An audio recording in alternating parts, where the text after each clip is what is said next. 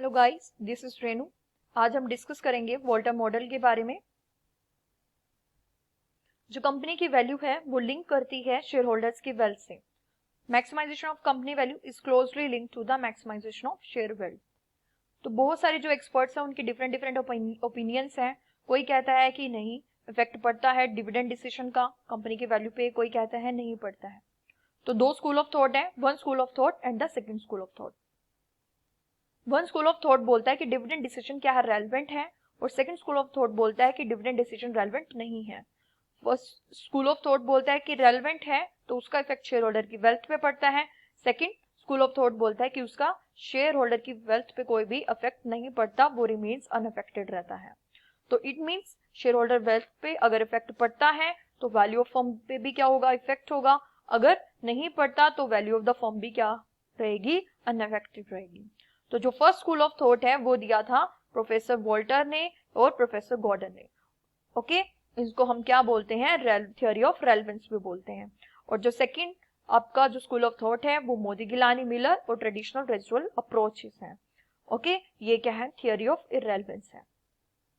Walter model, तो professor James ई Walter ने दिया था 1963 में दिया था ये मॉडल। उन्होंने बोला था कि ये जो मॉडल है वो मेंटेन करता है which maintains that dividend policy of a company applicable है, क्या करने में, असरटेन करने में, नेटवर्थ। अभी नेटवर्थ क्या होती है, अगर आपको पता है मुझे कमेंट सेक्शन बॉक्स में बताइए। मैं फर्स्ट 3 जो कमेंट सेक्शन बॉक्स में बताएंगे उनका नेम अपनी कमिंग वीडियोस में लूंगी।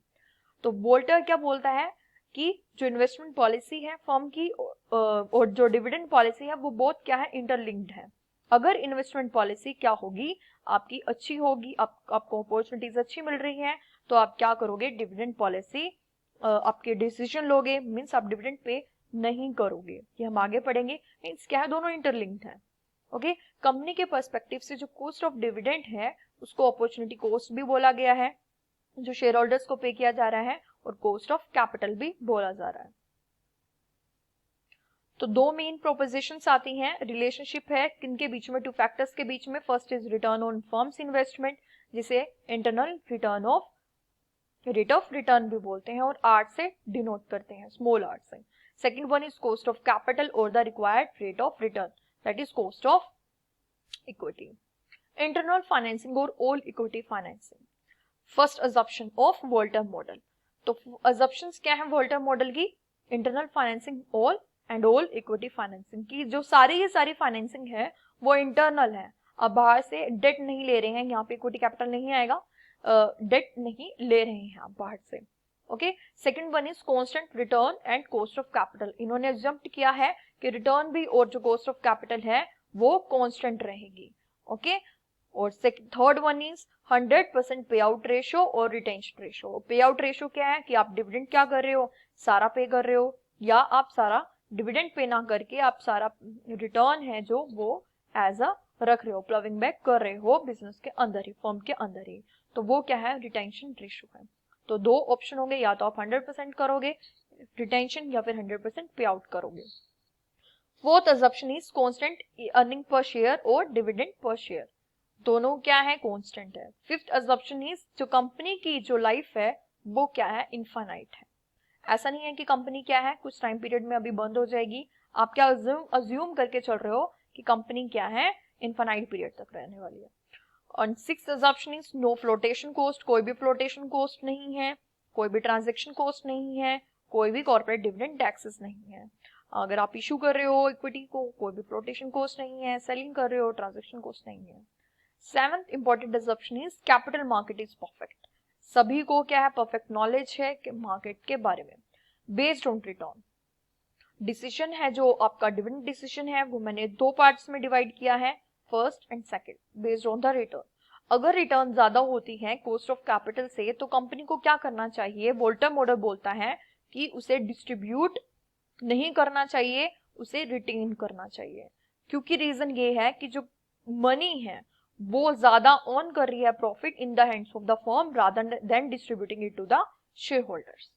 सेकेंड ऑप्शन क्या है, ये बोलता है कि अगर रिटर्न क्या है कम हो जाती है कॉस्ट ऑफ कैपिटल से तो कंपनी को या फर्म को पे कर देना चाहिए डिविडेंड शेयर होल्डर्स को, क्योंकि जो शेयर होल्डर्स है वो ज्यादा कमा पा रहा है than the firm by investing it elsewhere based on investment opportunities to firms.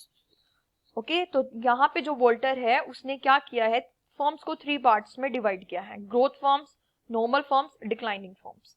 जो ग्रोथ फर्म्स होती हैं उनके पास बहुत सारी एम्पल अपॉर्चुनिटीज होती हैं इन्वेस्टमेंट की, तो सीधी सी बात है इन्वेस्टमेंट अपॉर्चुनिटीज ज्यादा हैं तो रिटर्न भी क्या होगी, ज्यादा होगी। रिटर्न अगर ज्यादा होगी तो मैक्सिमाइज होगा, फर्म की वैल्यू मैक्सिमाइज होगी, जो मार्केट शेयर वैल्यू है वो भी इंक्रीज होगी। और इस केस में क्या करना चाहिए, ऑप्टिमम पे आउट रेशियो क्या रखनी चाहिए, 0 रखनी चाहिए। Means market value share increase होती जाएगी जैसे जैसे आप पे आउट रेशियो को क्या करते जाओगे, डिक्रीज करते जाओगे।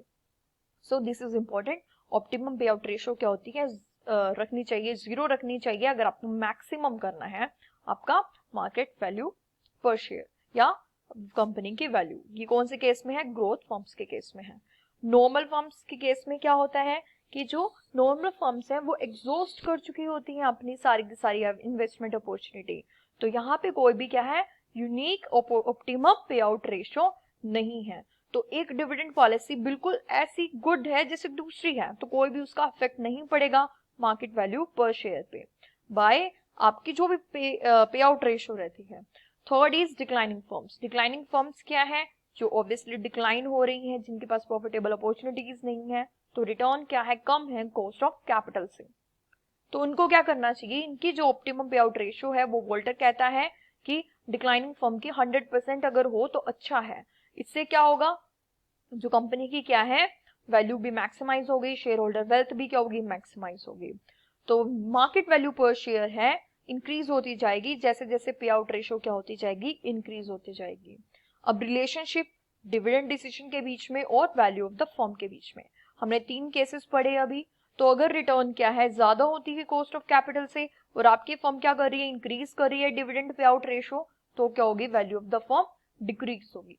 अगर आपकी फर्म क्या कर रही है, डिक्रीज कर रही है डिविडेंड पे आउट रेशियो, तो वैल्यू ऑफ फर्म क्या होगी, इंक्रीज होगी। अगर रिटर्न क्या है, कम है आपकी कॉस्ट ऑफ कैपिटल से और अगर आपकी कंपनी इंक्रीज कर रही है डिविडेंड पे आउट रेशियो, तो value of the firm increase होगी। अगर डिक्रीज कर रही है डिविडेंड पे आउट रेशियो, तो वैल्यू ऑफ फर्म डिक्रीज होगी।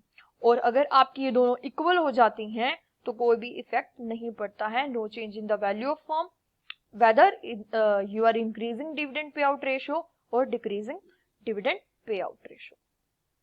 तो क्रक्स निकल के आता है कि रिटेन करो सारी अर्निंग्स, वोल्टर बोलता है जब आर रिटर्न ज्यादा हो कॉस्ट ऑफ कैपिटल से, डिस्ट्रीब्यूट करो सारी अर्निंग्स जब रिटर्न कम होता है। डिविडेंड पॉलिसी पे कोई इफेक्ट ही नहीं पड़ेगा, आप जो मर्जी रखो, आपकी जो क्या है कोई इफेक्ट ही नहीं पड़ने वाला कंपनी की वैल्यू पे अगर दोनों क्या है, इक्वल होती हैं। क्रिटिसिज्म क्या है इस मॉडल की, first criticism is no external financing.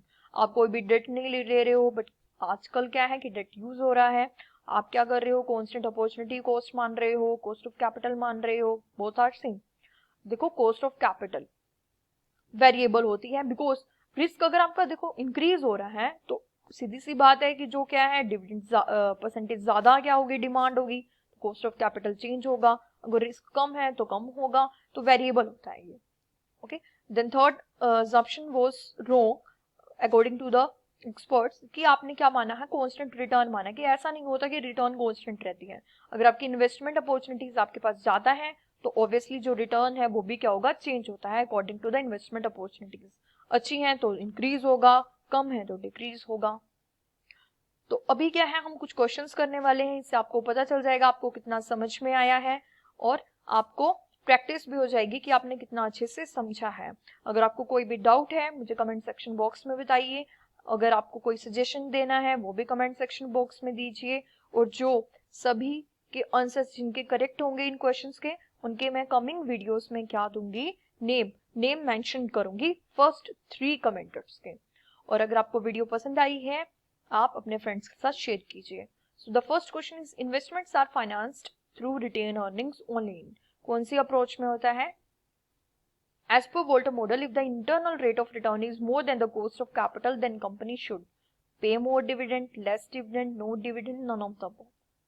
The portion of earnings which is distributed among shareholders in the form of dividend is called retention ratio, earning yield ratio, payout ratio, proprietary ratio. Bolter model suggests for 100% dividend payout ratio when. अगर आपको video पसंद आई है please इसे like कीजिए, share कीजिए, comment कीजिए और subscribe my channel. Thank you.